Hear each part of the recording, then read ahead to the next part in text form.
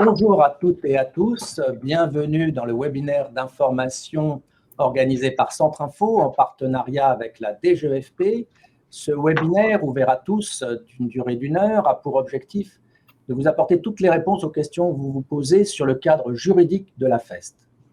Ce webinaire précède une masterclass programmée le 22 mars prochain d'une durée de 3 heures. Cette masterclass est elle aussi destinée à tous les acteurs engagés dans la mise en œuvre de la FEST. Elle a pour objectif d'approfondir avec des experts et des praticiens les conditions nécessaires à réunir pour développer la FEST dans les entreprises. Nous espérons que vous vous inscrirez nombreux à cette masterclass. Afin d'être plus explicite sur cette initiative, je vous précise qu'elles ont l'ambition de s'inscrire dans la continuité de celles prise par la revue Éducation permanente et son incontournable numéro 227 sur le thème « La FEST, cadrage et débordement » et son colloque qu'elle a organisé au CNAM le 15 octobre dernier. Centrinfo part du constat que si l'on parle beaucoup de la FEST, nous n'avons pas la démonstration, 3 ans après son introduction dans le Code du travail, que cette modalité de mise en œuvre originale d'une action de formation par les entreprises ait été appropriée par tous les acteurs de la formation professionnelle concernée. Nous sommes en effet convaincus que son faible développement ne peut s'expliquer qu'en partie à cause des confinements provoqués par la Covid. Nous avons la conviction à Centrinfo que la FEST ne pourra se développer dans les entreprises que si tous les acteurs concernés s'en saisissent, c'est-à-dire pas seulement les entreprises, les OPCO, les prestataires spécialisés, mais également tous les financeurs publics, les partenaires sociaux des branches professionnelles, les représentants des salariés dans les entreprises et pourquoi pas les certificateurs des certifications professionnelles. Nous interprétons comme un très bon signe l'audience et les profils de ce premier webinaire, près de 1000 participants, parmi lesquels, à côté des OPCO, des prestataires de formation, que nous pensions naturellement attirer dans cette initiative, nous constatons des entreprises présentes, des fédérations patronales présentes. Nous vous proposons donc aujourd'hui d'échanger avec vous sur ce que nous considérons être les fondamentaux du sujet, à savoir son cadre juridique, en mettant en avant deux clés de sa réussite, que sont l'investissement que représente la FEST pour l'entreprise et la place du formateur dans sa mise en œuvre. Je vais à présent me tourner vers Sarah de la Morandière, consultante à Centrinfo, avec qui j'ai le plaisir de co-animer ce webinaire et qui va vous en dire plus sur son déroulement. Sarah, je te donne la parole. Bonjour à toutes et à tous. Pour répondre aux questions que vous vous posez, nous avons demandé à 2 représentants de la DGEFP de nous rejoindre afin d'apporter la plus grande légitimité possible à nos réponses. Tout d'abord, M. Stéphane Rémy, sous-directeur des politiques de formation et du contrôle. Bonjour, M. Rémy. Bonjour. Nous accueillons aussi Laurent Duclos, chef de projet ingénierie de parcours et stratégie d'accompagnement à la sous-direction des parcours d'accès à l'emploi. Bonjour, M. Duclos. Bonjour à tous. Nous avons prévu un déroulé en 2 parties. La première partie sera consacrée au cadrage juridique qui rappellera l'importance de toujours concevoir la FEST comme une des modalités possibles d'une action de formation. Et la seconde partie sera consacrée à 2 sujets importants de la FEST, à savoir l'investissement qu'elle représente pour l'entreprise et la place des formateurs internes et externes dans la mise en œuvre des AFEST. À la fin de chacune des parties, un temps de réponse aux questions que vous nous aurez posées sur le chat du webinaire a été prévu. Je vous invite donc dès à présent à découvrir cette possibilité sur la droite de votre écran, comme je vous invite également à répondre aux questions de notre sondage auxquelles vous avez également accès durant le webinaire. À la fin du webinaire, nous vous communiquerons bien évidemment les résultats du sondage. Sans plus tarder, je vous propose de passer la parole à Jean-Philippe Sepet qui va ouvrir la première séquence consacrée au cadrage juridique, la FEST, une modalité de mise en œuvre d'une action de formation. Merci Sarah pour cette présentation. Donc, je vais avoir le plaisir d'animer cette première partie avec Stéphane Rémy. Pour cela, nous avons préparé un diaporama que je vais lui demander de commenter avec moi. Ce diaporama est téléchargeable dans la rubrique documents de la salle virtuelle Webikio et dans cette rubrique, dans cet outil de Webikio, vous pourrez également télécharger d'autres documents très intéressants sur la FEST. Donc, rentrons dans le vif du sujet et rentrons donc dans cette définition de l'action de formation en situation de travail et retenons peut-être tout de suite 4 messages clés du législateur de 2018. Tout d'abord, le législateur de 2018 donne enfin une définition légale à l'action de formation. Elle positionne la formation en situation de travail comme une des modalités possibles de l'action de formation. Elle met en avant l'idée que la mise en œuvre de la FEST propose sur 4 critères qu'il va falloir décortiquer ensemble. Enfin, elle pose un principe très important, c'est que la prise en charge d'une AFEST relève des mêmes principes que toutes les actions de formation. Sur ces 4 messages clés, Monsieur Rémy, pouvez-vous nous expliquer l'importance du positionnement dans le Code du travail de la définition légale de l'action de formation? Okay. Merci beaucoup Jean-Philippe, merci à Centrafo d'organiser ce webinaire sur cette modalité de formation. C'était bien décrit dans ce slide, hein. On est bien sur une modalité possible de réalisation de l'action de formation. Et cette action de formation, et c'est effectivement une conséquence directe de la loi du 5 septembre 2018, c'est de donner un cadre, une définition légale à l'action de formation. Auparavant, pour ceux qui veulent se replonger un petit peu dans ce qu'étaient les dispositions anciennes du Code du travail, on avait des catégories d'actions qui, au fil du temps, s'accumulaient avec du coup un certain nombre de critiques sur le fait que ça devenait un peu un inventaire un peu à l'après-vert et du coup peu de lisibilité. On avait au moins 14 catégories d'actions qui figuraient dans l'article 63.13.1 du Code du travail, puis d'autres actions qui pouvaient également y entrer. Et donc le législateur effectivement a voté ce cadre légal qui donne cette définition, qui donne un cadre avec une volonté de lisibilité, d'accueil aussi pour les nouvelles modalités de formation. C'était ça, hein, et on est évidemment avant la crise. Mais déjà, on capte un petit peu les enjeux autour des nouvelles modalités de formation, leur hybridation.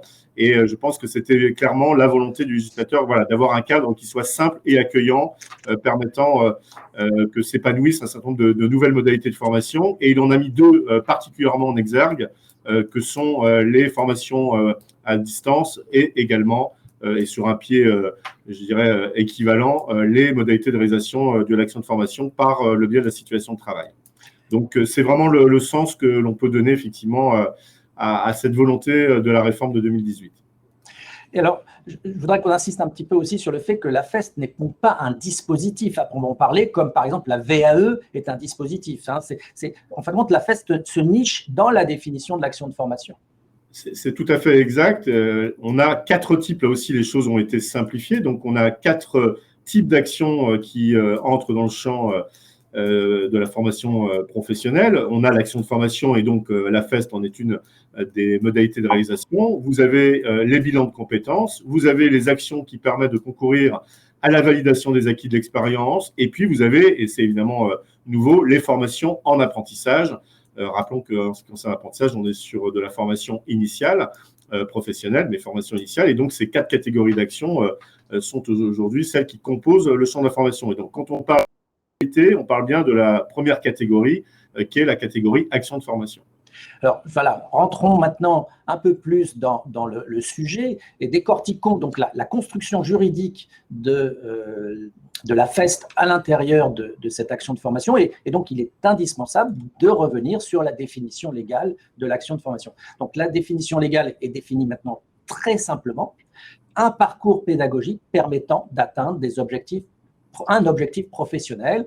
Cet objectif professionnel, ce parcours pédagogique pouvant reposer sur 2 modalités de réalisation. La modalité qui a eu le vent en poupe pendant cette période de Covid, qui est la formation en tout ou partie à distance, et puis donc la modalité de la réalisation en situation de travail. Donc c'est là que se niche la FEST. Peut-être quelques commentaires sur ce positionnement de la FEST au sein de cette définition légale? Juste un commentaire rapide sur peut-être le slide précédent. Il me semble qu'il y a 2 termes qui sont importants à souligner, le mot parcours qui est important. On l'avait vu déjà fleurir dans la loi précédente qui avait cet objectif de caractériser le fait qu'on puisse articuler différentes séquences et différentes modalités de formation. Donc ce terme est important, il est dynamique et l'ingénierie de parcours est attendue, elle se développe, mais elle n'est pas simple, hein. Il faut effectivement la développer, mais je pense que les acteurs l'ont bien intégré. Et puis, on est sur un objectif professionnel. Et ça, c'est aussi tout à fait important, ce qui vient mettre aussi un terme à un certain nombre parfois d'actions qui n'avaient pas cette dimension-là ou qui n'avaient pas cet objectif-là. Et donc, voilà, on a deux termes importants et qui sont ramassés dans une définition dont tout le monde peut, je pense, considérer qu'elle est ouverte et simple. Alors, quand même, commentons cette partie-là aussi de la définition, parce qu'on est bien dans… Alors, même si cette partie-là de la définition est renvoyée à des dispositions réglementaires, on voit bien que ça s'accroche à la définition légale. Et peut-être aussi clarifier une chose qui me semble importante, c'est que la FEST n'a pas comme ambition de recouvrir toutes les situations de formation sur le lieu de production. L'acronyme AFEST est porteur peut-être de contresens sur le terrain. La formation sur le lieu de production, c'était du présentiel, c'est du présentiel finalement. La FEST, elle, s'inscrit bien sûr dans du présentiel, certainement aussi, mais pas forcément. Et ensuite, surtout, ne pas confondre la problématique de la FEST avec la question de la formation sur le lieu de production. Oui, tout à fait. Et toutes les situations sur les lieux de travail ne sont pas toutes des situations qui permettent de considérer qu'on est dans des actions d'apprentissage ou qu'on est dans des situations où l'entreprise est apprenante. Il y a des tas de situations où ce n'est pas le cas. Et puis, elle se distingue quand même de ce qu'on a communément un peu tous en tête, qui est un peu la formation sur le tas. Ce n'est pas la même chose. On est bien sur… une modalité qui obéit à un certain nombre de règles du jeu, de mise en œuvre. Ça a été très bien dit dans la première diapo et sans doute on aura l'occasion de le préciser. Donc non, ça ne couvre pas effectivement toutes les situations et elle doit être pensée, réfléchie par l'entreprise qui souhaite la mettre en place. Ça me paraît effectivement important. En revanche, elle a effectivement une visibilité et ça, c'était une volonté du législateur de la mettre encore une fois, au même niveau, j'ai envie de dire, que les formations ouvertes à distance, sur lesquelles, évidemment, on a plus d'expérience, parce qu'elles sont apparues, notamment dans les années 2000, et elles ont évolué, évidemment, elles se sont imposées de manière progressive, et elles sont encore un des enjeux. On le voit bien, évidemment, avec la question de l'accélération, je dirais, de la digitalisation, et la crise, évidemment, a été un moteur de cette accélération, mais on est sur déjà des choses qui sont plus anciennes. La FEST, c'est pas qu'on n'avait pas des choses qui existaient déjà, mais elles étaient peu rendues justement lisibles ou elles étaient parfois faites sans justement être mises en valeur par les entreprises. Donc, il était important de pouvoir donner ce signal à des pratiques qui étaient existantes, mais qui du coup n'avaient pas les mêmes repères, notamment juridiques. Et c'est important parce que qui dit juridique, évidemment, dit derrière modalité de financement. Et c'était donc cette volonté vraiment de rattraper un petit peu le retard par rapport à cette modalité qui, par ailleurs, se développe dans d'autres pays de l'Union européenne et sans doute au-delà de l'Union. Et voilà un petit peu l'enjeu, je pense, pour le législateur de le mettre sur ce pied d'égalité avec la FOAD. Donc, voilà, on reprendra cette dimension stratégique pour le législateur. Mais alors, là encore, pour bien comprendre comment fonctionne le système juridique de la FEST, avant d'aller sur le décret qui caractérise les dispositions de la FEST, il faut respecter le texte d'application de la définition légale. Et donc, une AFEST doit respecter la définition, le détail, les fameuses conditions communes de la réalisation d'une action. Donc, une action de formation est organisée selon différentes modalités de formation permettant d'acquérir des compétences. Donc, une action de formation professionnelle aujourd'hui, ça conduit à des compétences. Donc, d'où la définition de prestataire de développement des compétences. Les modalités de formation sont des modalités décrites dans le parcours pédagogique. On le savait, c'était déjà dans la définition. Il faut des moyens humains et techniques. C'est un standard et c'est valable aussi pour la FOAD. Des ressources pédagogiques. Donc, voilà, on retrouve les fondamentaux. Ils sont connus. Là, le décret reprend ce qui était déjà dans la caisse à outils, si je puis dire, de la réglementation passée. Et si on fait une synthèse de ce que le Code du travail propose, il y a 4 briques pour une action de formation, les modalités de réalisation, et ça c'est au cœur de la réflexion d'aujourd'hui, et puis donc les trois éléments, les 3 composantes que je viens de présenter. Peut-être que sur ce décret, Monsieur Rémy, pouvez-vous nous en dire un peu plus sur l'enjeu de ces 4 composantes ?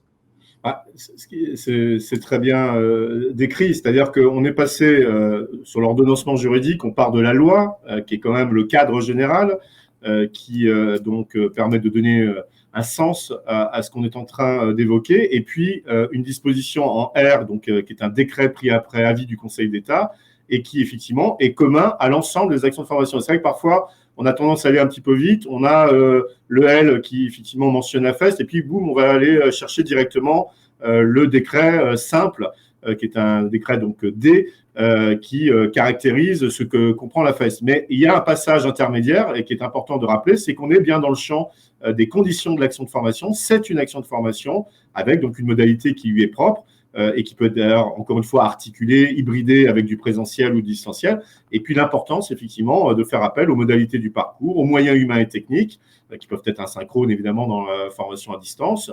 Et puis les ressources pédagogiques, ça aussi, c'est très important par rapport à la réflexion que doit avoir l'entreprise sur la manière dont elle va mettre ces ressources au service de l'action de formation en situation de travail. Donc, c'est vraiment important de bien décomposer, effectivement, le cadre général fixé par la loi qui donne de la lisibilité, l'action de formation qui est commune avec des modalités de réalisation qui peuvent différer, et ensuite des spécificités à la FEST. C'est ça.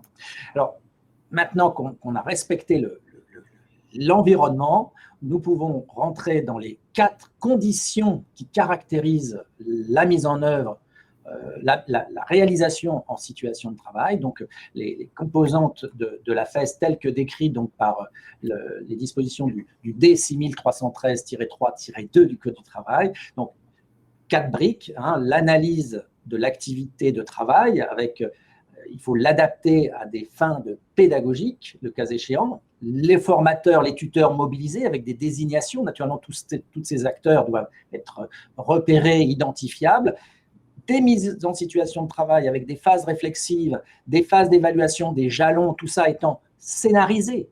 Il faut que tout ça soit expliqué, soit commenté, soit visible et assumé pleinement par les organisateurs du process. Et donc, si on poursuit la logique de notre construction juridique, nous arrivons à un slide un peu étonnant. On s'en excuse pour la forme, mais voilà, si on veut parler correctement, juridiquement correctement de la FEST, il faut les 4 éléments de tout à l'heure, plus les 4 composantes de la FEST pour couvrir la totalité de la réflexion. Et ça, c'est un message important, je pense, vers les financeurs. Je pense que les financeurs doivent comprendre que c'est qu'une action de formation avec une modalité de réalisation qui est un peu particulière. Et il faut prendre le sujet dans la globalité de ce que, finalement, ce que compose la réalisation d'une action de formation en situation de travail. Donc, on en est arrivé à cette synthèse. Monsieur Rémy, qu'est-ce que vous inspire cette vision?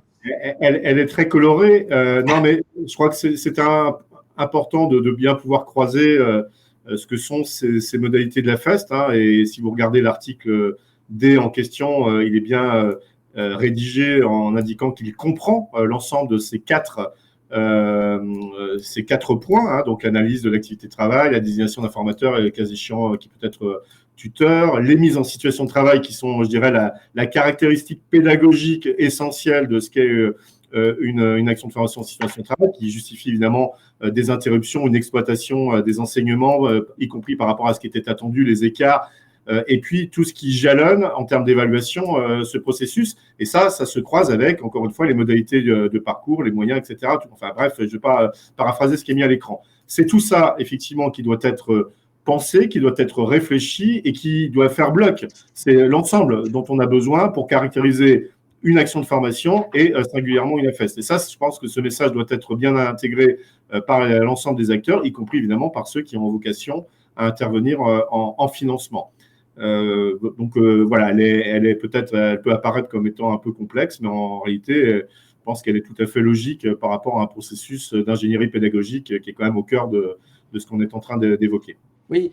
Juste un point, peut-être, Jean-Philippe, je me permets, parce que c'est important aussi vis-à-vis des éléments de contrôle, de justification. On sait que c'est toujours quelque chose qui est attendu. N'oublions pas que les prestataires de formation, les dispensateurs de formation, parce que là, au cas d'espèce, on évoque le fait que l'entreprise, peut-être ce dispensateur de formation, doit pouvoir justifier de la réalisation de l'action, comme tout prestataire de formation. Et donc, toutes ces traces pédagogiques qu'on est en train de caractériser à travers l'analyse du travail, à travers donc cette désignation, ce que tu disais comme étant la scénarisation de cet AFEST, tout cela concourt à justifier évidemment de la réalisation de l'action. Et c'est tout aussi important pour faire suite à des demandes d'un financeur, voire faire suite à des demandes en matière de contrôle. Donc ça sert aussi à justifier cette réalisation de l'action. Voilà, donc on en arrive à ce point-là, là aussi un point sur la construction juridique sur lequel il faut insister, c'est la question de la prise en charge. Parce que là, nous remontons sur le décret d'application de la définition de l'action de formation, parce qu'il n'y a pas de disposition particulière sur la prise en charge de la FEST, comme il n'y a pas de disposition particulière sur la prise en charge de la FOAD. Il n'y a pas, puisque c'est une action de formation et que c'est qu'une modalité de réalisation. Et donc là, si on veut connaître la clé du sujet, eh bien, il faut remonter au niveau du texte d'application de la définition légale. Et là, effectivement, on a un principe qui n'est pas forcément facile à comprendre, où le décret nous dit que les conditions de prise en charge par les financeurs peuvent être différenciées selon les 3 piliers de l'action de formation qu'on a vu tout à l'heure. Et donc, on voit bien que si on veut comprendre ce texte, eh bien, il faut intégrer le fait que ces 3 éléments sont les éléments de l'action de formation et pas particulièrement de la FEST. Et surtout pas commencer à dissocier dans la FEST ce qu'on prend en charge et ce qu'on ne prend pas en charge. On prend en charge une action de formation, on ne prend pas en charge une évaluation, une analyse du travail, on prend en charge la réalisation d'une action de formation. Voilà. Et ça, Monsieur Rémy, est-ce que vous pouvez nous expliquer un petit peu la portée de cette… Oui, c'est très clair. Il n'y a pas à différencier au sens des briques en tant que telles. Ce qui peut être différencié, c'est la modalité de prise en charge. Autrement dit, on peut avoir une modalité de prise en charge forfaitaire, par exemple, qui peut intervenir sur une séquence. Mais les conditions de prise en charge de l'action de formation, et donc y compris de la FEST, elles sont indissociables en tant que telles. C'est ça qu'il faut bien comprendre. Donc, la notion de différenciation, c'est par rapport à la nature de la prise en charge qui peut, encore une fois, être strictement au réel ou au forfait. C'était aussi une demande des acteurs que de pouvoir assouplir un petit peu ces possibilités. Pensez, par exemple, à une prestation de positionnement. Alors, évidemment, tout ça varie selon la nature des actions, leur durée. Elles sont plus ou moins, évidemment…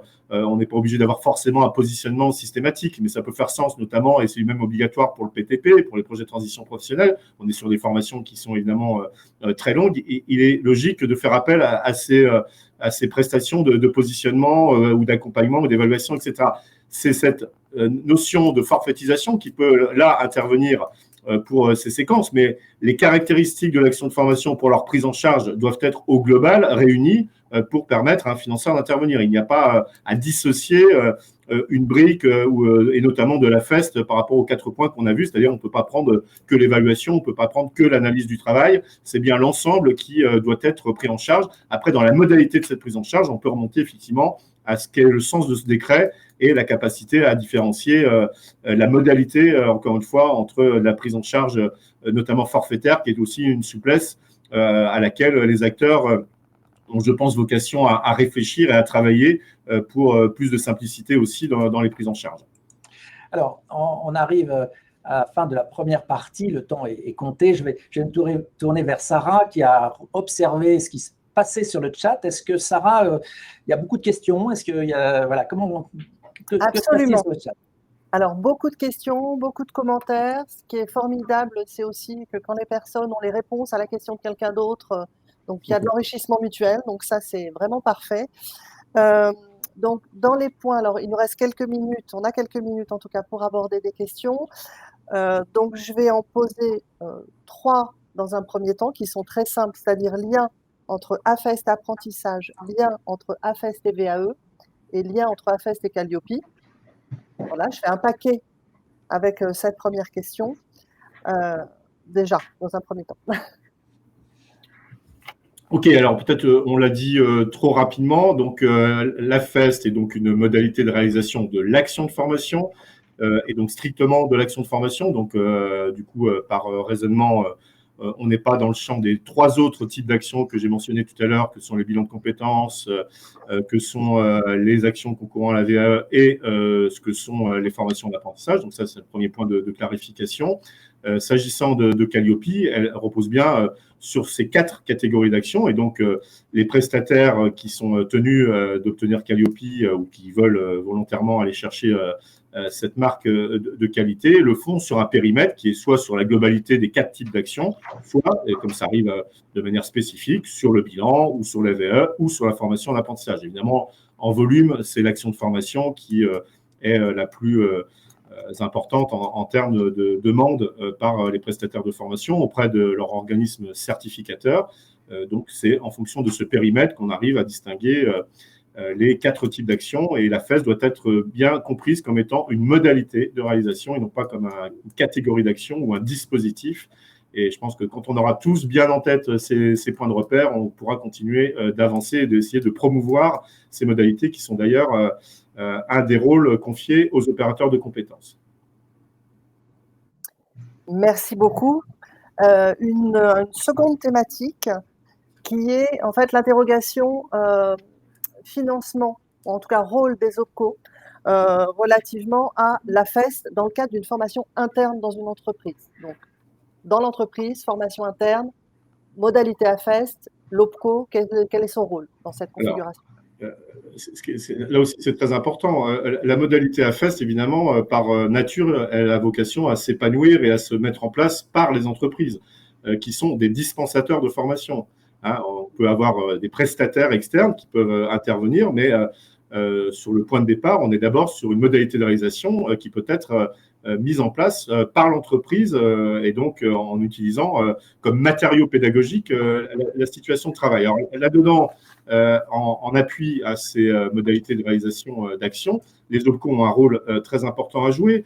C'est précisément mentionné à l'article 63.32.1 du Code du travail, c'est le 5e qui a donc pour objet, vis-à-vis des OPCO, de leur permettre de promouvoir les modalités de formation, donc, qui sont les 2 qu'on a évoquées tout à l'heure, donc la formation ouverte et à distance et l'action de formation en situation de travail, donc c'est très clair.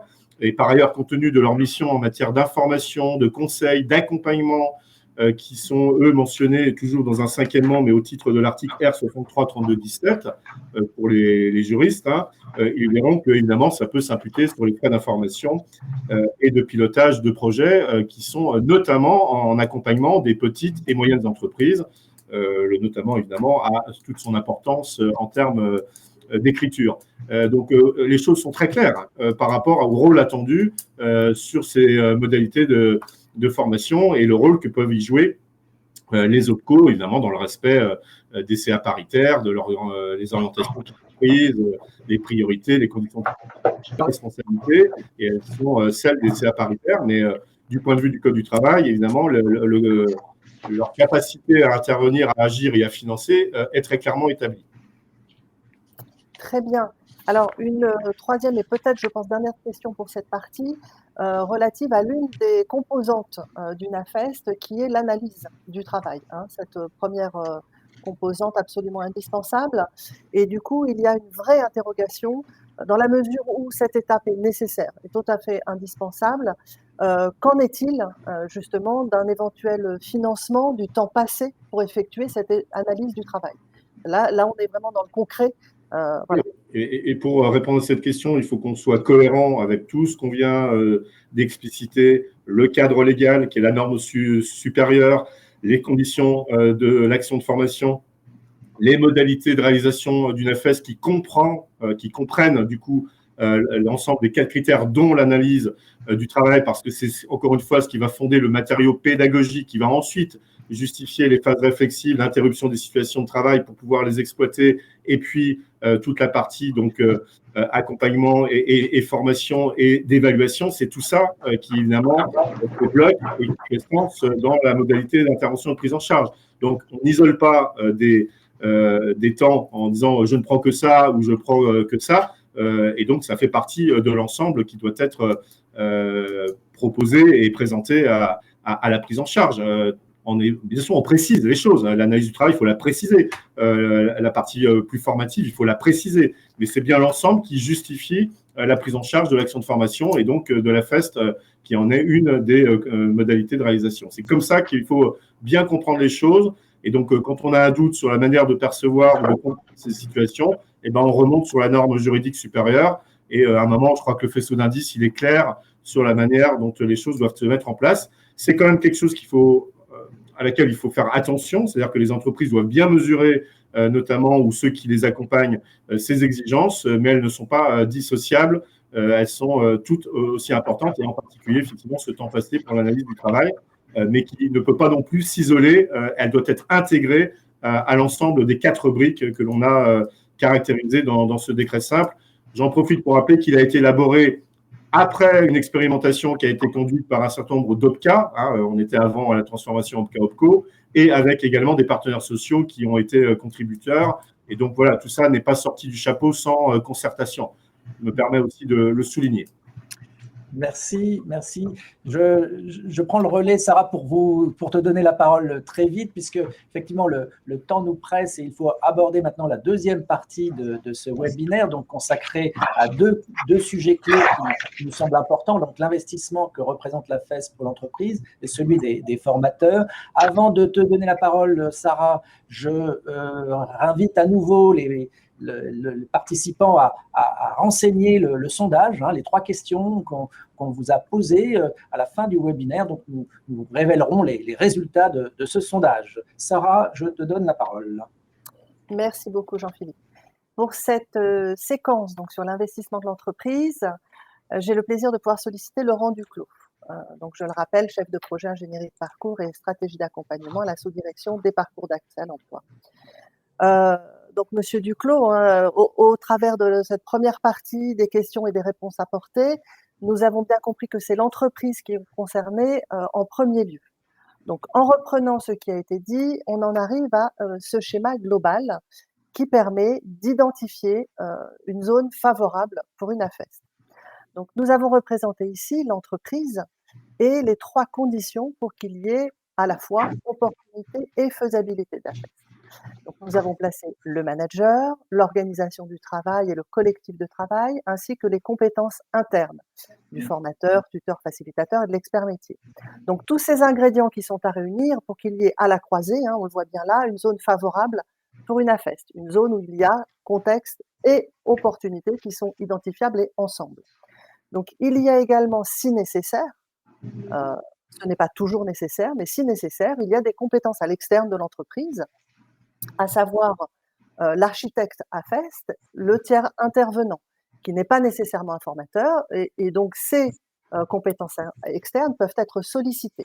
Donc pour préciser, expliquer et clarifier, nous allons aborder 2 sujets qui nous semblent importants aujourd'hui, donc à savoir la question du coût pour l'entreprise au sens de l'effort que cela demande à l'entreprise, et la question des compétences nécessaires en termes de formateurs internes ou de formateurs externes. Donc ces 2 sujets.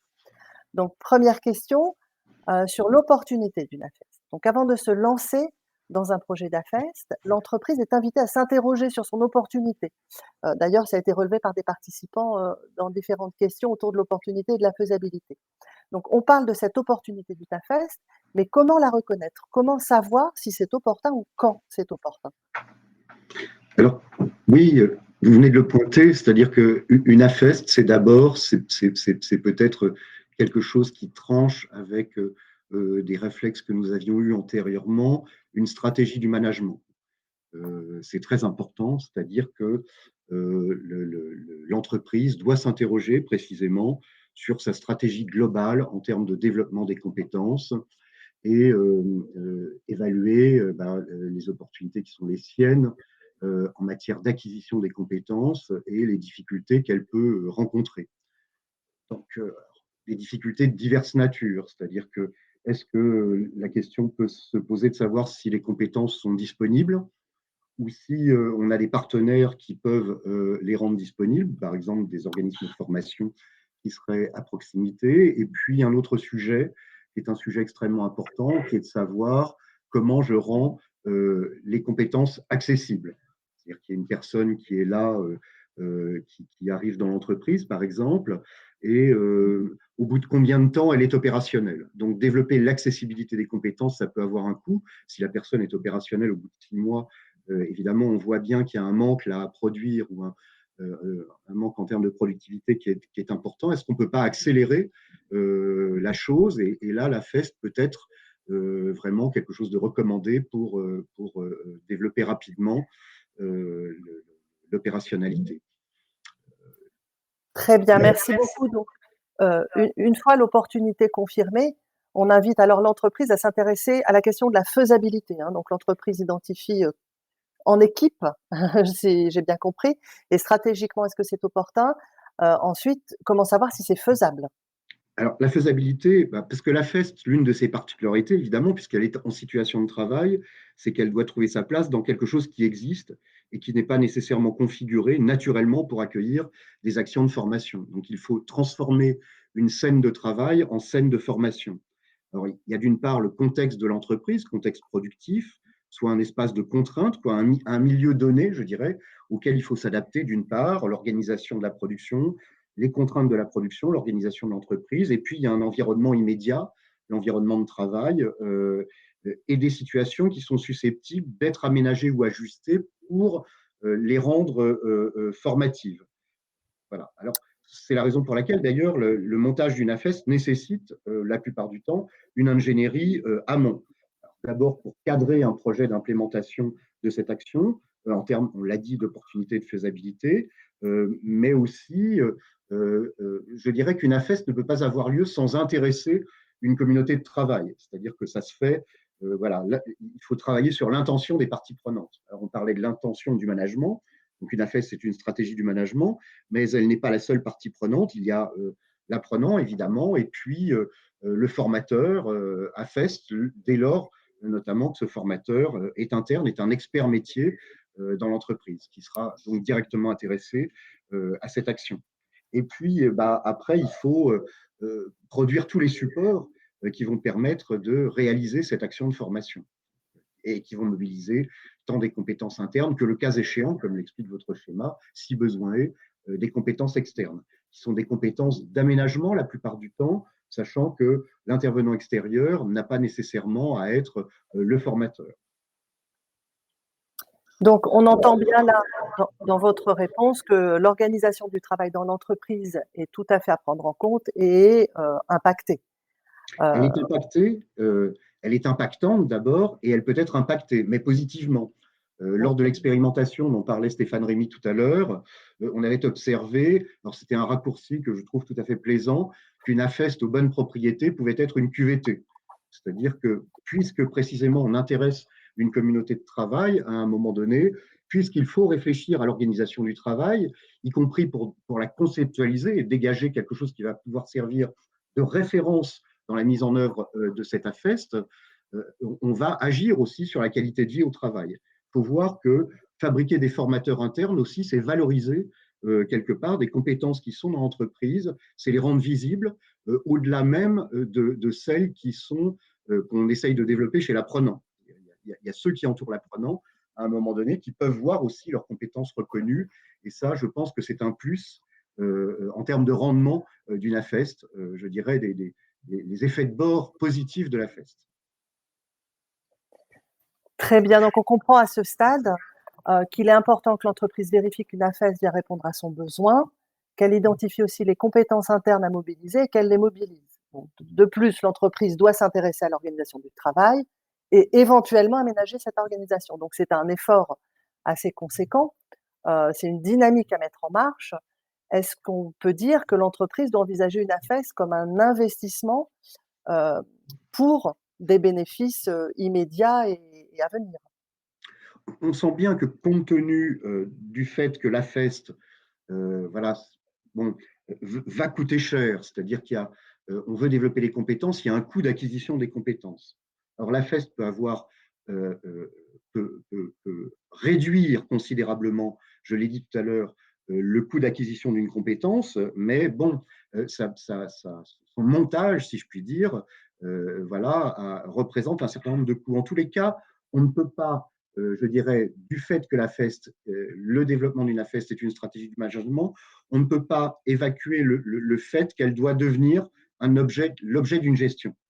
C'est-à-dire qu'il faut prendre en charge l'AFEST, non pas sur le mode simplement de l'achat d'une prestation, comme on pouvait le faire ordinairement dans les pratiques d'achat de prestation de formation ou l'externalisation habituelle, je dirais, de la chose. Il faut véritablement que l'entreprise réinternalise quelque part une responsabilité en gestion de la chose. Alors, le législateur là-dessus a permis déjà, puisqu'il a préformaté un peu les choses, d'offrir à la FEST la garantie extérieure du droit. Ce préformatage va déterminer des points d'imputation qui vont permettre d'allouer des charges directes ou indirectes sur toutes les opérations nécessitées par le montage d'une AFEST et de réallouer ces coûts, je dirais, à l'objet de ces coûts. Et l'objet de ces coûts, c'est le développement des compétences, qui va permettre en fait de construire in situ un modèle économique de l'AFEST. Mais on voit bien que c'est une obligation, c'est-à-dire que l'entreprise, à un moment donné, quand elle se saisit de la chose pour la gérer, en faire l'objet d'une gestion, à un moment donné, elle va s'intéresser au modèle économique de la FEST. Et là, quand on le fait, on se rend compte précisément que la FEST engendre des coûts de fabrication, mais peut réduire très sensiblement dans les problématiques qu'on évoquait, des problématiques de disponibilité, d'accessibilité des compétences, de préservation de savoir-faire, etc., va avoir des effets de baisser le coût d'acquisition de la compétence. C'est ça qu'on va rechercher, en fait. Et c'est ça qui a été le plus manifeste, je dirais, dans les expérimentations qu'on a pu suivre ici et là. Est-ce que, du coup, pour, d'une certaine façon, résumer, si je peux le dire comme ça en une phrase, cette partie, investissement pour l'entreprise, est-ce qu'on peut dire qu'il ne peut pas y avoir d'AFEST sans entreprise impliquée, du coup? Il ne peut pas y avoir d'AFES sans entreprise impliquée. Alors, souvent, j'utilise une expression bon, un peu grossière là, pour parler de ça. Je dis on ne fait pas boire un âne qui n'a pas soif.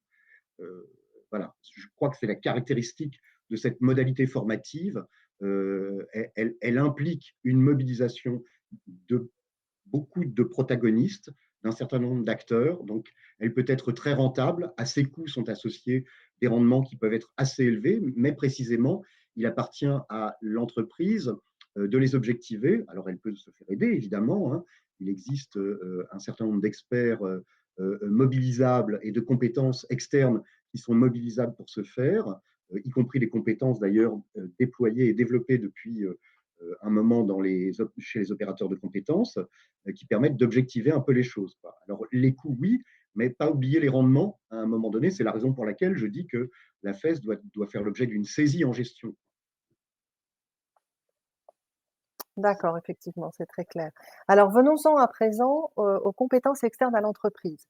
Au sens, donc une façon d'aborder, cette thématique-là, c'est finalement est-ce que toutes les entreprises ont besoin d'être accompagnées dès lors qu'elles envisagent une AFEST ou un projet d'AFEST? Non, évidemment pas. Alors, on voit notamment, c'est peut-être un petit rappel, dans les enquêtes européennes où on essaye de capter un petit peu les pratiques qui se rapprochent, je dirais, des actions de formation en situation de travail. Elles vont concerner d'emblée en France, depuis un certain nombre d'années, à peu près 20% des entreprises. Alors évidemment, depuis la loi du 5 septembre 2018, un nouveau formalisme s'est installé dans le paysage, mais pour autant qui peut justifier un certain nombre de déports et autres, ou amener à upgrader d'un certain point de vue ces pratiques. Donc 20%, c'est pas rien, même si la France est particulièrement à la traîne en Europe, puisque si on prend l'exemple de l'Allemagne, par exemple, c'est 60% des entreprises allemandes qui recourent à ce type de modalité formative. Voilà ce qu'on peut dire, je dirais, sur le marché tel qu'il est actuellement. Et on peut s'attendre à un développement assez conséquent, je dirais, de la chose. Donc, pour l'instant, l'écosystème n'est pas complètement prêt à accueillir ce déploiement des AFEST. Ça, c'est à peu près clair. C'est un enjeu qui est encore très largement devant nous aujourd'hui. Et en tous les cas, ce qui va être, je pense, la chose la plus importante, c'est de définir dans cet environnement tout un certain nombre de protocoles qui vont permettre d'ajuster et de rendre flexibles les solutions offertes aux entreprises dès lors que des compétences externes, en analyse du travail par exemple, seraient amenées à être mobilisées. D'accord. Alors, Venons-en du coup aux formateurs dans l'entreprise. Donc est-ce que, les entreprises cherchent sur quelles compétences internes, s'appuyer et lesquelles mobiliser? Heu, donc est-ce que tout formateur occasionnel interne à l'entreprise peut être tuteur AFEST? Ou bien est-ce qu'il faut être à la fois un expert métier, un formateur interne occasionnel et le tuteur expérimenté? Et finalement, est-ce que ce formateur interne, est-ce qu'il doit impérativement être formé à l'AFEST? Comment ça se regarde? Comment ça se traite entre guillemets en fait cette question-là? Eh bien, à partir d'un diagnostic, en fait, je pense qu'on ne peut pas répondre en toute généralité à cette question. Tout dépend. C'est-à-dire que on imagine effectivement que le formateur interne le recommandé, c'est l'expert métier, d'un certain point de vue, mais il y a des entreprises qui sont parfaitement équipées pour associer ou faire des couples, des doubles tutorats, je dirais, quoi, entre des experts de la pédagogie d'une part, et puis des experts métiers d'autre part. Voilà, il n'y a pas une réponse. Il y a une nécessité d'organisation. C'est ça la difficulté, en fait, hein. C'est-à-dire le diagnostic qu'on fait à partir d'une FS, ce n'est pas simplement ce qu'on disait au départ, opportunité et faisabilité. Ce diagnostic, il est sur toute la chaîne, je dirais, de l'action de formation. Voilà. Donc, pas véritablement de bonne formule, parce que ça dépend des métiers, ça dépend des compétences qu'on cherche à déployer. Voilà. Alors, ce qui a une conséquence notamment, c'est, on l'a vu un petit peu dans les pratiques que déploient les entreprises, faire une AFEST pour travailler la compétence sur des tâches assez réduites et simples, c'est vraiment prendre un marteau-pilon pour écraser une mouche. Il vaut mieux, je pense, à un moment donné, que le chantier AFEST ait une certaine ampleur pour que ça ait un intérêt. C'est-à-dire que la maille, véritablement, c'est moins la maille de la tâche, si je puis dire, que le bloc de compétences ou une maille métier, hein, avec des opérations qui sont des opérations qui auront des rendements d'autant plus importants que ces opérations seront longues d'un certain point de vue, sans doute à mettre en place, ce qui ne veut pas dire qu'elles ne sont pas industrialisables, pour autant que l'entreprise ait pu, à un moment donné, prendre l'habitude du protocole à mettre en place pour que chez elle, et c'est elle qui définit la problématique, les choses se passent au mieux. Faute de quoi, évidemment, on peut se retrouver à observer qu'on a dépensé beaucoup de temps et de ressources pour développer des actions de formation autour de tâches un peu réduites. Et puis pour le coup, bah oui, ce qu'on a face à soi, c'est ça est très très coûteux, mais où sont les rendements? Donc ça fait partie aussi du diagnostic, je dirais, de savoir, c'est-à-dire que si la cible est vraiment une cible stratégique et importante, etc., ça justifie d'emblée cet investissement. Et on voit bien que la question des coûts, des difficultés de financement commence à apparaître quand on a peut-être un peu joué un peu petit dans cette histoire-là. Très bien. Merci beaucoup monsieur Duclos. Donc maintenant, eh bien, je vais me tourner vers Jean-Philippe Cepeda afin qu'il nous dise quelles sont les questions, que nos éditeurs ont certainement déjà posées dans le chat pour que l'on ait le temps d'y répondre. Tout à fait, le temps que je réapparaisse à l'écran. Effectivement, beaucoup de questions à nouveau. Le chat s'est comporté un petit peu comme lors de la première partie. Des questions, des remarques, des réponses entre vous sur les questions posées ou les remarques exprimées. Et ce qui me frappe beaucoup, naturellement, c'est que nous retrouvons des questions qui tournent autour de la prise en charge, donc des questions qui sont aussi des questions de la première partie, des questions sur la traçabilité, comment on apporte la preuve sur ces sujets-là. La question de Calliope est aussi posée avec à quel moment Calliope est obligatoire. La question aussi de la certification de référents AFEST inscrite au répertoire spécifique. Est-ce qu'une inscription au répertoire spécifique d'une certification la rend obligatoire? On va naturellement revenir sur ces sujets-là. Enfin, la question sur les prises en charge de la question des entreprises de plus de 50 salariés avec le lien que font naturellement certains participants avec la contribution légale qui se limite à 1% en matière de formation professionnelle. Donc, des questions de financement. Et puis, on a aussi la question du dialogue social sur le thème de la FEST. Quelle place pourrait jouer le dialogue social pour développer la FEST dans les entreprises? Et ensuite, sur les tiers facilitateurs, la question de est-ce que tous les tiers facilitateurs ont la nécessité d'être Calliope. Donc, je vais essayer maintenant de les regrouper. Peut-être commencer par les questions de prise en charge, parce que c'est visiblement un sujet important, la question du financement. Donc, je regrouperai bien volontiers deux questions. La question qui portait sur la prise en charge, en particulier de l'analyse du travail, avec une approche donc saucissonnée du problème. Est-ce que l'analyse du travail, comment l'analyse du travail peut être prise en charge? Est-ce qu'on peut isoler l'analyse du travail? Puis, il y a une question qui est venue derrière aussi, c'est finalement, est-ce que si l'analyse du travail aboutit à démontrer qu'il n'est pas pertinent de faire une AFEST, est-ce qu'il y a la possibilité quand même de se faire financer cette analyse du travail? Et puis, sur la question naturellement aussi de que se passe-t-il pour les entreprises de plus de 50 salariés, puisque l'OPCO, effectivement, n'a pas la possibilité de financer le plan de développement des compétences des entreprises de plus de 50 salariés depuis la réforme de 2018 sur la contribution légale. Reste naturellement la contribution conventionnelle. Je ne sais pas, sur ce premier sujet, Stéphane Rémy ou Laurent Duclos, sur les prises en charge? Oui, on va répondre avec Stéphane, si Stéphane veut bien revenir. Alors oui, pour les entreprises de plus de 50, évidemment, il y a les contributions volontaires et les contributions conventionnelles qui permettent de recourir aux services de l'OPCO. Voilà, je voulais insister sur la question de l'analyse du travail. Et si jamais on fait l'analyse du travail et ce n'est pas faisable ou possible, je dirais que, bon, ça suggère que pour mettre en place une AFEST, il y a un diagnostic à faire.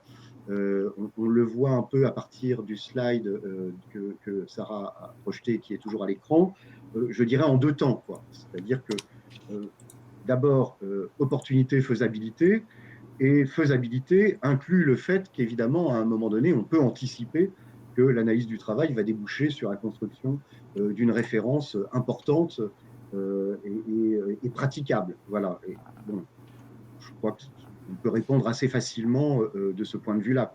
C'est que le diagnostic n'aurait pas été fait proprement à un moment donné si on s'aperçoit en cours de route que la chose n'est pas praticable. Donc, deux temps de diagnostic, faisabilité, opportunité, ça c'est une vraie nécessité en AFEST. Et après, par rapport à votre question, Jean-Philippe, il y a, Stéphane le précisait tout à l'heure, une solidarité de l'ensemble des composantes voilà, de l'action. On ne peut pas découper les choses en morceaux. C'est-à-dire l'action de formation, ce n'est pas simplement de la mise en situation. Sinon, c'est des apprentissages incidents sur le tas. Les mises en situation ne sont pas l'application de quelque chose qu'on aurait appris par ailleurs. Donc la phase réflexive n'est pas un enseignement. Les mises en situation sont clairement le lieu de production du matériau pédagogique. Et ça, alors, on peut en arriver à la question de la trace. Produire un matériau pédagogique, ça produit des traces. Évidemment, c'est obligé puisqu'on va être obligé de les mobiliser lors de la séquence réflexive. Et alors, l'article R 6313-3 du Code du travail, si ma mémoire est bonne, précise bien que on peut justifier, le dispensateur va justifier de l'action par tout élément probant. On n'a pas dit des documents, c'est-à-dire c'est pas un formalisme administratif qu'il y a derrière, c'est bien des documents, et des documents dont le format est congru à ce qu'on est en train de faire. C'est-à-dire, dans telle entreprise, l'élément probant à produire, et pour telle situation de travail, n'est pas de même nature que dans l'autre entreprise qui a un métier complètement différent. Si cette entreprise, à un moment donné, est une entreprise de l'agroalimentaire où il s'agit de découper de la viande, on voit bien que voilà, les éléments probants vont être d'une autre nature que dans une entreprise où on va fabriquer des dossiers de liquidation d'une retraite, par exemple, que sais-je. Là, on peut examiner un dossier. Dans l'autre cas, à un moment donné, on pourra voir, par exemple, que l'équipement de la formation en situation de travail va être des captations vidéo ou des une organisation des séquences réflexives avec une instruction au SOSI, etc. D'ailleurs, le décret, je le dis bien, hein, ne détermine en aucune manière ce que sont techniquement les manières d'organiser toutes ces phases. Le décret n'est pas un programme à réaliser. Il dit simplement, voilà, l'entreprise élabore avec les compétences qu'elle mobilise, élabore une action de formation. Le décret dit simplement, ben voilà les points qui permettent de qualifier ce que fait l'entreprise en termes d'AFEST. C'est un instrument de qualification et pas une procédure, je dirais, à dérouler. Ça, c'est, me semble-t-il, très important à comprendre. Et Laurent, le juriste que je suis retient le mot parcours. Et le mot parcours, là aussi, c'est le terme juridique, mais finalement, c'est l'intention et la description du scénario. Donc, tous ces mots-là, programme, parcours, nous enferment, mais finalement, il faut retenir surtout l'idée que tout ça doit être prémédité, assumé, architecturé, hein, c'est ça, et formalisé. C'est ça, hein. Assumé, c'est cela, Jean-Philippe.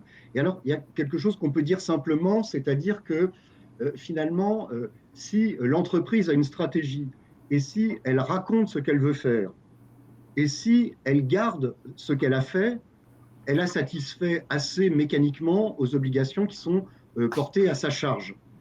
Alors que si elle regarde le droit en disant bon, qu'est-ce que je vais devoir produire pour répondre à ce qui est inscrit là, je crois qu'elle fait une démarche où elle va s'embêter pour pas grand-chose.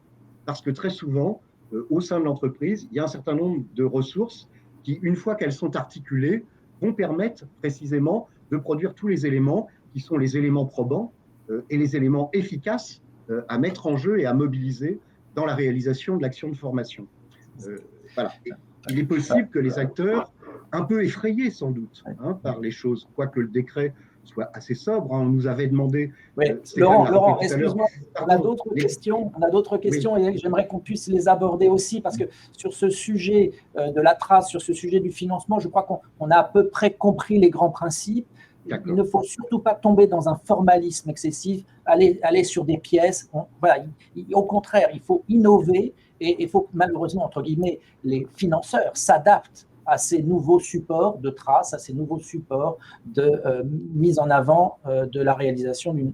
C'est quand même un point, pardon Jean-Philippe, mais c'est un point essentiel et il est tout aussi valable pour les formations ouvertes à distance. Je pense qu'il faut qu'on collectivement, on chausse les bonnes lunettes et qu'on ne regarde plus la réalisation des actions de formation comme elles ont pu exister en format stage. Les choses se sont beaucoup différenciées désormais, elles se sont enrichies, je dirais. C'est pour ça qu'on cherche encore une fois à avoir un cadre qui permet d'accueillir ces modalités, cette hybridation, cette logique d'ingénierie de parcours, le fait aussi de pouvoir adapter les choses, parce que quand on est trop formaté ou trop prédéterminé, on peut aussi rater l'adaptation ou l'accompagnement qui est rendu nécessaire en cours de réalisation. Ce qui est essentiel, c'est d'avoir des documents probants.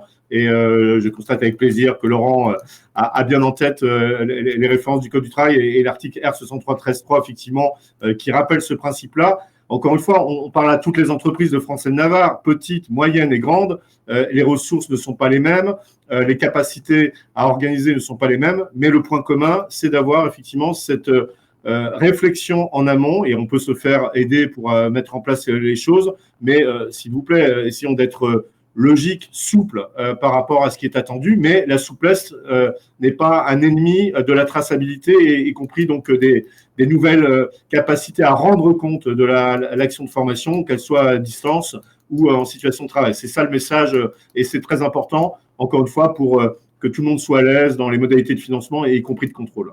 Merci. Non, Laurent, s'il te plaît. Je voudrais qu'on parle de Calliope et des certifications professionnelles référents à FEST.